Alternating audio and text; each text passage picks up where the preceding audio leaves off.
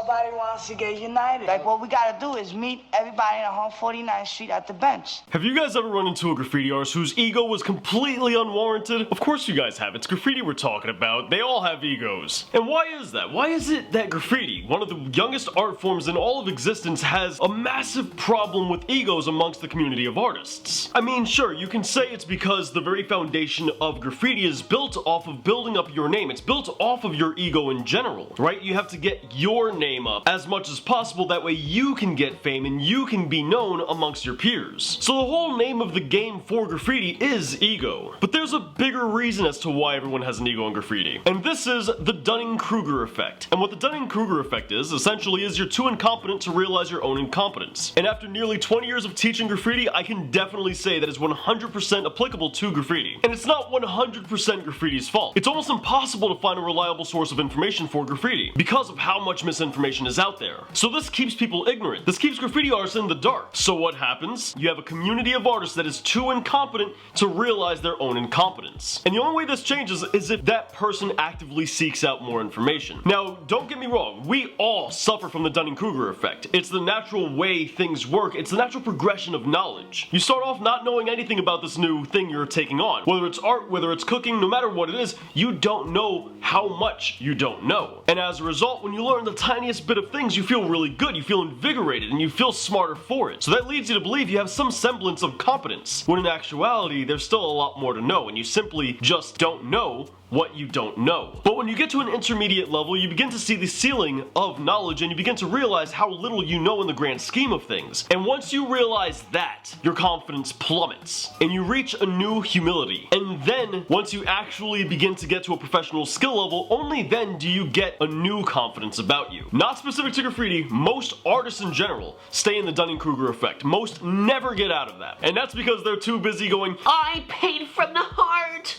I paid to express myself! And gets you practically nowhere as far as actual skill and learning is concerned. Like, I'm not kidding. Most artists literally spend their whole life in that Dunning-Kruger amateur state. And that's really a shame. But what's the solution to getting out of that? Well, it's being honest with your artwork. It's being honest with yourself and actively seeking out more information.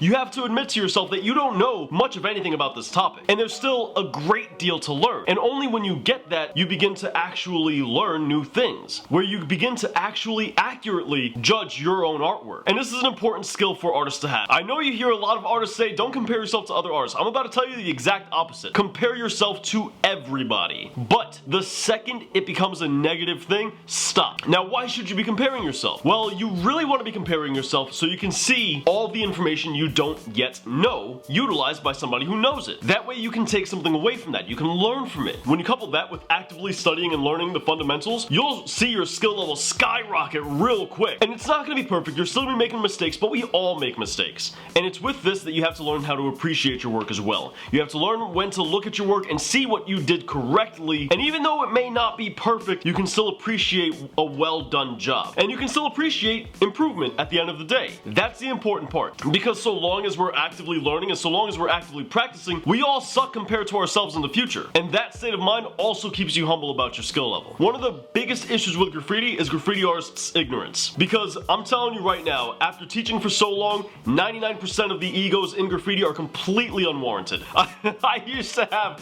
the most massive unwarranted ego when I was a kid. And I don't know why. I genuinely have no idea why I had that ego at such a young age. And I was trash back then. I was absolute garbage back then. But just like most graffiti artists nowadays, I didn't know what I didn't know. So I thought I was at the top of my game. There is literally just a 1% of graffiti artists that actually should have the ego that they do have. Then you have a slightly larger percentage of people that actually understand their skill level in graffiti, and they're not really egotistical. They're just confident in what they bring to the table because they know what they're doing and they know that they know what they're doing. But they don't necessarily have an ego. One guy I remember who had this was Then. He was an absolutely sweet graffiti artist, man. He was an absolutely amazing graffiti artist, and he was the most humble dude ever. But he knew he had skills. Such a kind dude. One of my favorite people I've ever met in graffiti. I think getting rid of your ego in graffiti is extremely important because, once again, that ego is what keeps graffiti artists ignorant. It's what keeps them in the dark. But you know what? This is a conversation, so now I pass it off to you guys. What do you think about the egos in graffiti? Do you think it's a massive negative thing,